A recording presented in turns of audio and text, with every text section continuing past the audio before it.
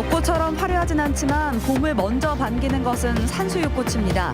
중국 최대 산수유꽃 군락지인 제천시 수산면 상천리를 다녀왔습니다. 중고차 시장에는 아직 봄이 찾아오지 않았습니다. 불황에 되레 잘 팔린다는 화물차조차 안 팔릴 정도라고 합니다. 어제 전해드린 후결제 여행사 폐업과 관련해 전국적으로 피해자가 3,500명이나 되는 것으로 드러났습니다. 후속 취재 내용 전해드립니다. 총선이 이제 1년 앞으로 다가왔습니다. 지난 총선의 이슈가 안전이었다면 내년은 환경 문제에 표심이 움직이는 이른바 그린 총선이 될 전망입니다. 여러분 안녕하십니까. CJB 8시 뉴스 시작합니다. 옷 속으로 파고드는 바람엔 겨울의 흔적이 아직 남아 있습니다. 홍윤표 시인의 봄 소식은 허기진 산비탈, 산수유 꽃망울로부터 오네라는 시귀처럼 산수유꽃과 함께 어느새 봄은 우리 곁에 와 있습니다. 제천 산수유 마을을 신규식 기자가 다녀왔습니다. 금수산 끝자락 산 좋고 물 좋은 제천 수산면 상천리. 아직은 오지로 불리는 산골 마을의 산수유가 꽃망울을 터뜨렸습니다. 깜짝 꽃샘 주위에 벚꽃의 개화는 사나흘 넘게 늦어졌지만 산수유는 아랑곳 없이 봄을 재촉합니다. 이달 초 개화한 산수유는 길어야 일주일 남짓인 여느 봄꽃과는 달리 보름을 좋게 넘겨 만개합니다. 구경도 많이 오시고 꽃도 그림도 많이 그리시고 사진도 많이 찍어서 하시고 가시고 그러시죠. 일부러 사진도 찍고 가시고. 마을을 가로지르는 계곡 한켠에서 자생하던 산수유가 용돈벌이가 되면서 이제는 충북 최대의 군락지가 됐습니다. 산수유는 이른 봄이면 계절의 변화를 알려주는 전령사로, 늦가을 상강이 지나면 자수정 같은 열매로 또 한 번 황홀경을 선사합니다. 오래 두고 자세히 보아야 그 생김과 이쁨을 알 수 있는 산수유 꽃의 꽃말은 변치 않는 사랑입니다. CJB 뉴스 신규식입니다. 중고차 시장에 불황의 그림자가 짙게 드리우고 있습니다. 얼어붙은 경기에 판매량도 감소하고 덩달아 가격도 뚝 떨어졌습니다. 조상우 기자입니다. 5만 제곱미터가 넘는 충북 최대 중고차 매매 단지입니다. 주인을 기다리는 차량만 빼고 갈 뿐 정작 고객들은 찾아보기가 어렵습니다. 간혹 찾아오는 고객도 차량 비용을 줄일 목적으로 중소형차를 선호합니다. 기존에 있는 차가 커서 좀 적은 차를 운행을 하고 싶어서 보험료도 비싸고 그래서 한번 왔습니다. 1분기 기준 청주 중고차 매매 건수는 2017년에 10% 가까이 늘며 2만 대를 넘었고 지난해도 소폭 증가했지만 올해는 5%나 줄었습니다. 불황일 때 잘 팔린다는 화물차도 얼어붙은 경기에 좀처럼 매기가 없습니다. 이 구역은 SUV 차종들이 가득 메우고 있는데요. 요즘 경유와 휘발유값 차이가 많이 나지 않는 데다가 정부의 환경 규제 때문에 SUV 판매가 가장 크게 줄었습니다. 중고차 거래 침체에 가격도 약세를 보이는데 대형 차종 시세가 가장 큰 폭으로 하락했습니다. 작년 시세하고 금년 시세하고 보편적으로 똑같은 차를 놓고 볼 때 한 200에서 300 정도 이렇게 떨어진 상태입니다. 청주 지역 중고차 매매 상사는 140여 곳으로 5년 전보다 배 이상 늘었습니다. 판매는 줄고 경쟁은 더욱 치열해져 매매상들이 느끼는 체감 경기는 더욱 얼어붙어 있습니다. CJB 뉴스 조상우입니다.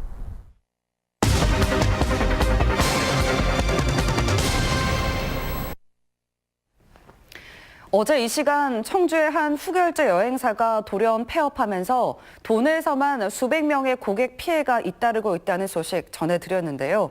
취재 결과 전국에 이런 피해자가 3,500여 명, 금액은 30억 원이 넘는 것으로 확인됐습니다. 정진규 기자입니다.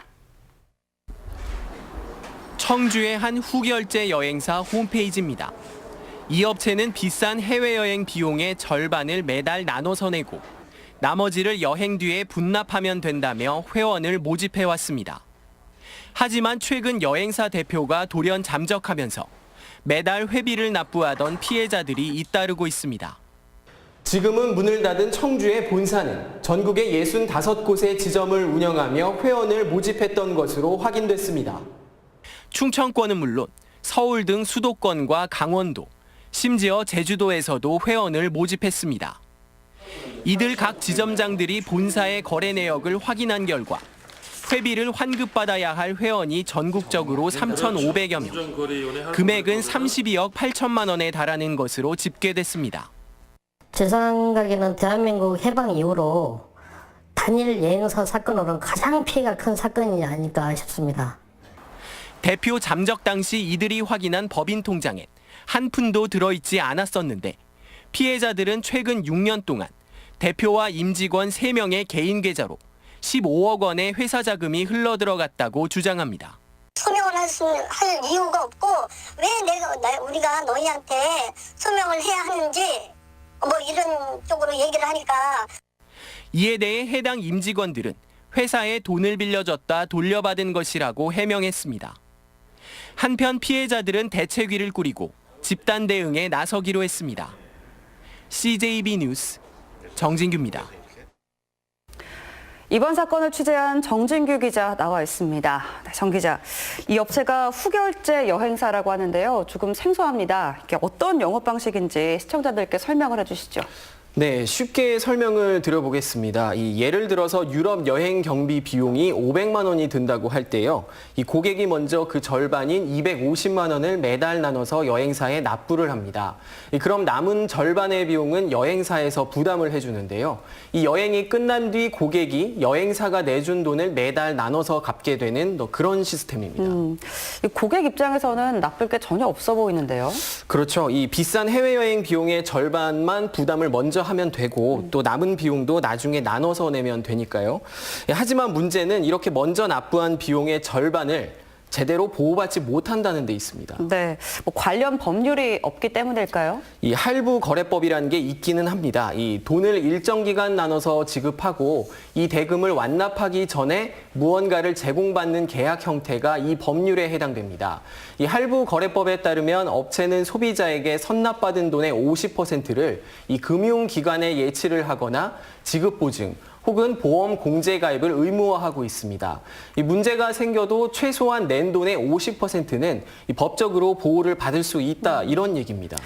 네, 그러면 이번 후결제 여행 사건도 최소 50% 정도는 뭐 받을 수 있는 건가요? 그렇지 않다는데 이 문제가 있는 겁니다. 이 할부 거래법은 2000년대 후반 우후죽순으로 생겨나던 이 부실 상조업체 때문에 생긴 법인데요. 그렇다 보니까 이 적용 대상이 사실상 상조업체에 국한돼 있는 현실입니다. 실제로 여행사의 경우에도 이 법이 아니라 이 관광진흥법에 적용을 받고 있는데요. 결국 이번 사건 피해자 3천여 명도 지금껏 납부한 선납금을 보전받기 어려운 상황입니다. 네, 그렇군요. 그러면 소비자들이 어떤 점을 주의해야 될까요? 네, 이번처럼 선납 형태의 할부 거래 계약을 할 때는요. 먼저 업체의 현재 재무 정보를 요구해야 하고요. 또 만약 업체에서 이를 거절한다면 계약을 하지 않는 게 좋습니다. 또 문제가 발생했을 때 선수금 보전은 해주는지 또 어떤 방식으로 보전을 해주는지 반드시 계약서를 확인하시는 게 좋겠습니다. 네, 정진규 기자 수고하셨습니다.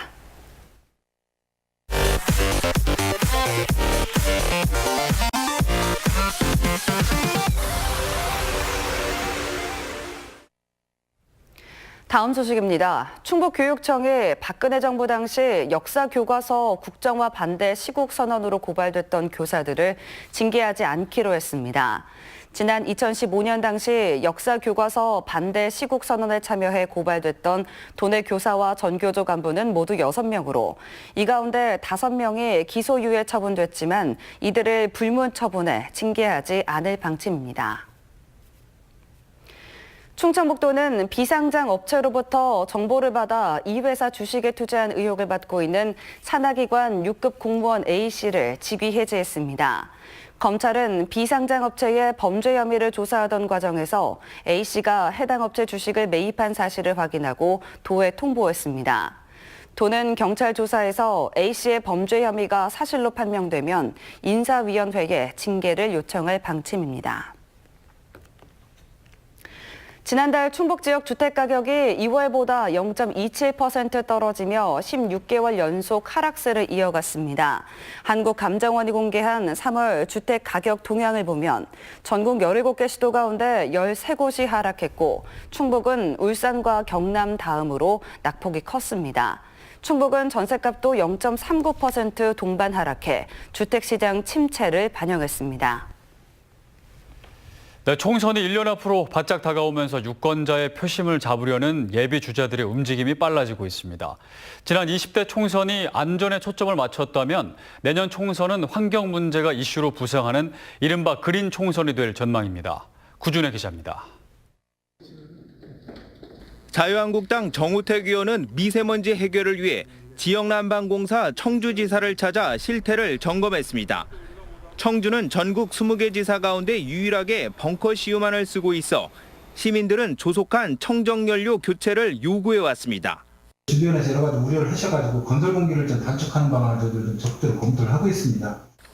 내년 청원구 출마가 예상되는 바른미래당 김수민 의원과 청원이 지역구인 더불어민주당 변재일 의원은 지역 환경 문제에 경쟁적으로 목소리를 내고 있습니다.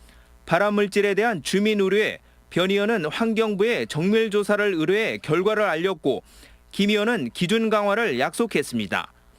또 소각장 문제가 불거지자 김 의원은 환경부 장관의 건립불허를 촉구했고 변 의원은 환경부 퇴직자가 해당 업체에 근무하고 있다고 폭로했습니다.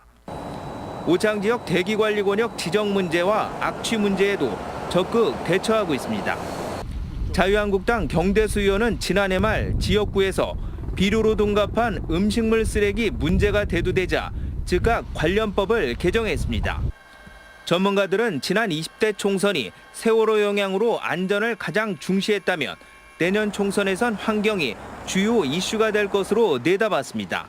그 미세먼지가 사회적 재앙 수준으로 심각해지면서 환경 관련 문제들이 정책 어젠다화되고 있습니다. 아마 내년 총선에는 그린 총선이라고 불러도 괜찮을 것 같습니다. 미세먼지와 소각장, LNG 발전소 건립 등 끊이지 않는 환경 문제, 관련 이슈를 선점하려는 예비 후보들의 움직임도 더욱 활발해질 전망입니다. CJB 뉴스 구준혜입니다. 외국인 노동자나 대학생이 증가하는 만큼 외국인들의 범죄도 덩달아 늘고 있는데요. 유학생들이 자율방범대를 구성해 범죄 예방에도 나서고 동료들의 고충도 들어준다고 합니다. 이태영 기자입니다. 지난 2017년 54살 이모 씨는 자신의 집에서 숨진 채 발견됐습니다. 엿새 만에 붙잡힌 용의자는 그의 동료였던 중국 국적의 남성이었습니다. 이같이 국내에서 검거된 외국인 범죄자는 지난해 4만여 명, 충북에서도 최근 3년 동안 한 해 평균 1,000명을 넘었습니다. 불법 체류자는 소재 파악도 안 되기가 십상이고 언어와 문화의 차이로 조사 또한 쉽지 않은 게 현실입니다.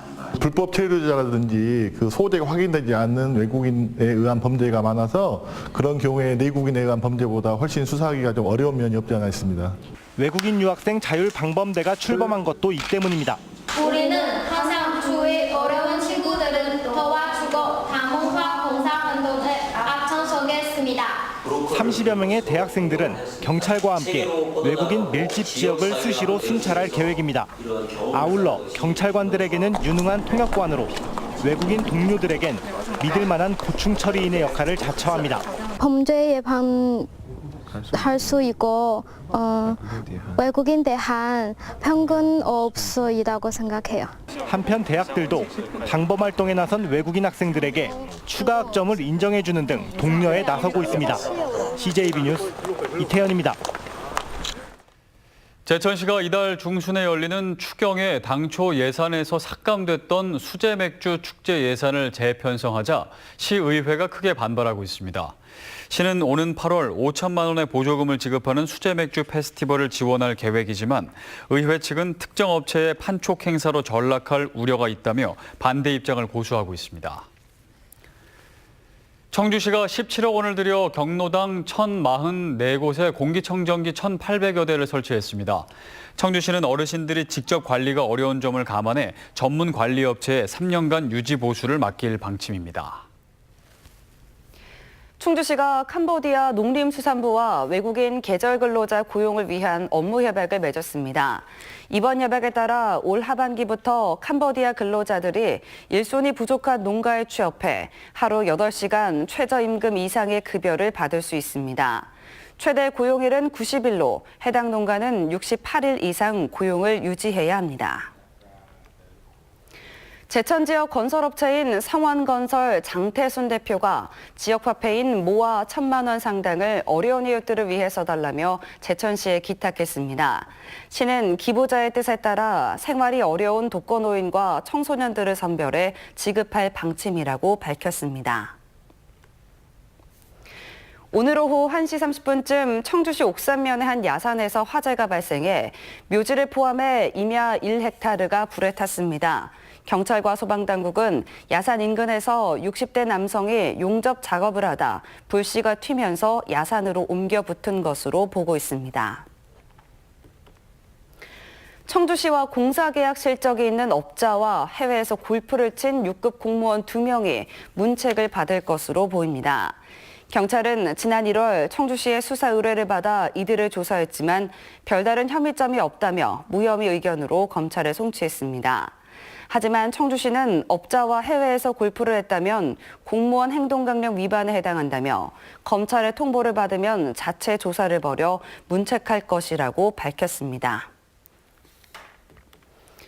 도교육청이 세월호 참사 5주기를 맞아 4월을 안전문화 확산의 달로 운영합니다.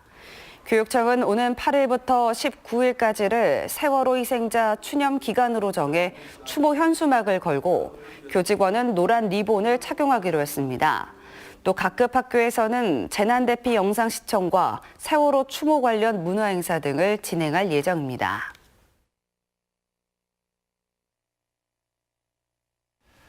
이상으로 CJB 8시 뉴스를 모두 마칩니다. 시청해주신 여러분 고맙습니다.